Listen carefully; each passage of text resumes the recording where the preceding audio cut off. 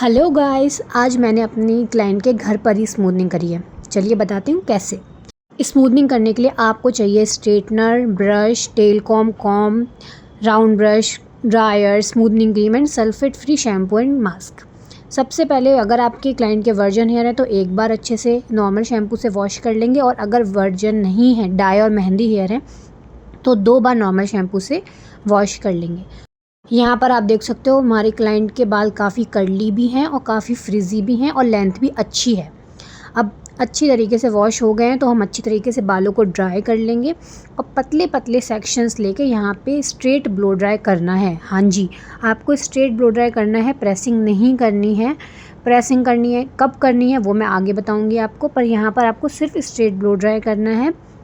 अच्छे से straight blow dry करना है, बाल एकदम स्ट्रेट हो जाना चाहिए। यहाँ पे मैंने स्कॉच कॉफ का ग्लैड स्मूथनिंग क्रीम लिया है, जो कि थोड़ा थिक होता है, स्मूथनिंग क्रीम थिक होता है, उसको लेना है, थोड़ा थोड़ा लेना है। यहाँ पे देखिए मैं बॉन्ड चेक कर रही हूँ, कितनी अच्छी स्ट्रेंथ है बालों की। स्ट्रेंथ का क्या मतलब है? स्ट्रेंथ का मतलब बाल अगर आप इस तरीके से स्ट्रेच कर रहे हो ना, तो बाल में कोई भी वेव नहीं आ रही, मतलब बाल में अच्छी स्ट्रेंथ है, वेव नहीं बन रहा है, इसका मतलब बॉन्ड ब्रेक नहीं हुआ है। अब हम क्या करेंगे, स्मूथनिंग क्रीम एप्लीकेशन करेंगे, टैपिंग मोशन में ब्रश से अप्लाई करेंगे, मल्सीफाई करेंगे। दोनों हाथों से देख सकते हो आप किस तरीके से मैं कर रही हूँ।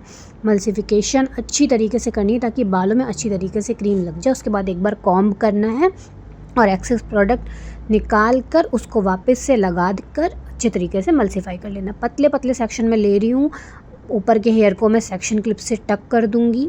अभी तो आप सेक्शन क्लिप लगा सकते हो, बट आगे आपको यूज़ नहीं करना, और कब नहीं करना वो आगे वीडियो में बने रहिए, आपको पता चलेगा। इस तरीके से आप अच्छी तरीके से मल्सीफिकेशन करो, पतले पतले सेक्शन लोगे, जितनी अच्छी तरीके से करोगे उतना अच्छा रिजल्ट आएगा। इसके बाद अब यहाँ पे हम करेंगे बॉन्ड ब्रेक चेक। करीब 30 मिनट बाद आप देख सकते हो स्ट्रेंथ अच्छी थी। बाकी आप अगर स्ट्रेंथ कम अच्छी है, वर्जन हेयर अगर नहीं है, तो आप जल्दी भी टेस्ट कर सकते हो। देखो किस तरीके से यहाँ पे मैं स्ट्रेच कर रही हूँ तो वेव बन रहा है, इसका मतलब बॉन्ड ब्रेक हो चुका है। अब और एक तरीका ये भी होता है कि आप टेल कॉम की टेल पे बाल को रोल करो, और अगर रोल ही रह जाए तो इसका मतलब बॉन्ड ब्रेक हो गया है, और अगर रोल खुल जाए, बाल खुल जाए, तो बॉन्ड ब्रेक नहीं हुआ। हमें बॉन्ड ब्रेक करना है, बाल की स्ट्रेंथ को कम करना है, तभी हम उसको एक न्यू शेप दे पाएंगे।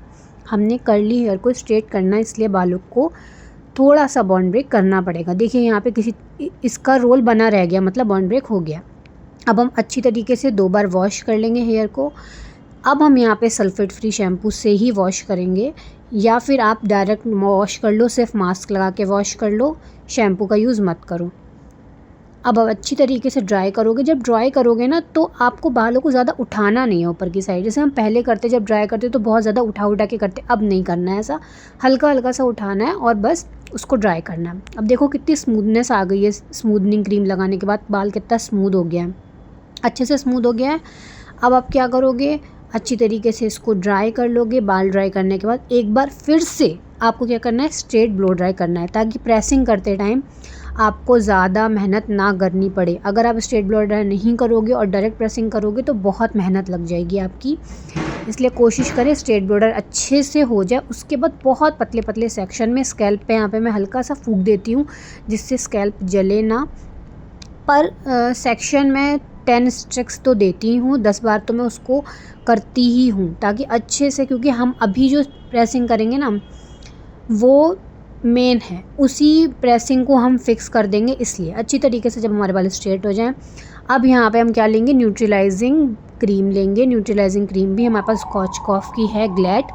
ये थोड़ी लिक्विडी फॉर्म में होती है, वो थिक होता है बट ये लिक्विडी फॉर्म में होता है। इसको आप ले लो, सब प्रोडक्ट थोड़ा थोड़ा लेना है, बार बार रीफ़िल करते रहना है, और प्लास्टिक के बाउल में ही लेना है, स्टील में मत लेना। उसके बाद आप इसको अच्छे से लगाओगे। ये आप स्कैल्प पर लगा सकते हो, लेकिन स्मूथनिंग क्रीम आपको स्कैल्प पर नहीं लगानी होती, 1 इंच दूर ही रखना होता है उसको स्कैल्प से, वरना बाल टूट भी सकते हैं और इचिंग भी हो सकती है। ये आप स्कैल्प पे लगाओ, अच्छे से फिक्स कर दो इसको, पतले पतले सेक्शन लो, अच्छी तरीके से लगा दो बालों में, अच्छी तरीके से उसको भी मल्सीफाई कर लो। बालों को फिक्स करना है हमें। अब बाल फिक्स करने हैं तो हम किसी सेकंड पर्सन की हेल्प से बालों को होल्ड करेंगे, सेक्शन क्लिप नहीं लगाएंगे। प्रेसिंग करने के बाद सेक्शन क्लिप नहीं लगेगा पूरे प्रोसेस में। प्रेसिंग से पहले आप लगा सकते हो बट प्रेसिंग के बाद नहीं लगेगा। कहीं पर भी सेक्शन क्लिप का यूज़ आपको नहीं करना। मैं फिर कह रही हूँ, अगर सेक्शन क्लिप हमने लगा दिया तो बैंड आ जाएगा, फिर बाल में वेव पड़ जाएगी। ग्लव्स आपको ज़रूर वेयर करने हैं वरना आपके हैंड केमिकल से ख़राब होंगे, क्योंकि कुछ ना कुछ केमिकल तो इन प्रोडक्ट्स में होता ही है। फ्रंट सेक्शन को भी आपको पीछे की तरफ ही ले जाके फ़िक्स करना है, ये नहीं कि आगे फ़िक्स करा, नो, पीछे ही फ़िक्स करते जाना है। अगर आपको लग रहा है कहीं पर कम लग रहा है आपको न्यूट्रलाइजिंग क्रीम, तो और अच्छे से लगा दो, एंड में और पुट कर दो, उसको सबको पीछे ले जाके फ़िक्स कर देना है। अच्छी तरीके से फ़िक्स करना है। जहाँ पे मेरे पास जितना भी न्यूट्रलाइजिंग बाम एक्स्ट्रा बचा था, मेरी पूरी किट इनके हेयर में लग गई, ज़रा सा भी कुछ भी प्रोडक्ट नहीं बचा, ना स्मूथनिंग क्रीम का ना ही न्यूट्रलाइजिंग का। अच्छी तरीके से मैंने फ़िक्स कर दिया। इस टाइम क्लाइंट को भारी फील होगा हेड पर, उसको लगेगा कि कुछ हैवी फील हो रहा है, मेरे बाल खिंच रहे हैं, पीछे की साइड बेंड हो रहे हैं, बट इट्स नॉर्मल, ऐसा होता है क्योंकि अभी आपके बाल फिक्स हो रहे हैं। जो भी शेप आप दे रहे हो, अगर आप पमिंग करते तो आप कर्ल्स करते, फिर आप इस तरीके का प्रोसेस करते, एंड मैं एजेस पे भी अच्छी तरीके से लगा देती हूँ ताकि अच्छे से स्ट्रेट हो जाएं।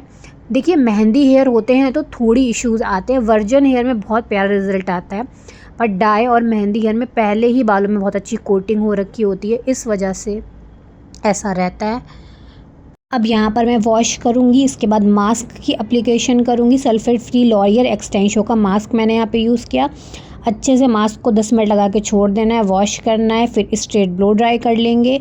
स्ट्रेट ब्लो ड्राई करने के बाद here is the final results. घर पर ही स्मूथनिंग करी है, स्टेप बाय स्टेप आपको मैंने समझाया। एंड इसकी आफ्टर केयर ये है कि 2 दिन तक आपको बालों में पानी नहीं लगने देना, एंड हमेशा सल्फेट फ्री शैम्पू ही यूज़ करना है। यहाँ पे मैंने लॉरियल एक्सटेंशो का यूज़ किया, वो भी यूज़ कर सकते हो, मैट्रिक्स यूज़ कर सकते हो। वीडियो पसंद आई तो लाइक एंड सब्सक्राइब ज़रूर करिएगा। Thank you so much.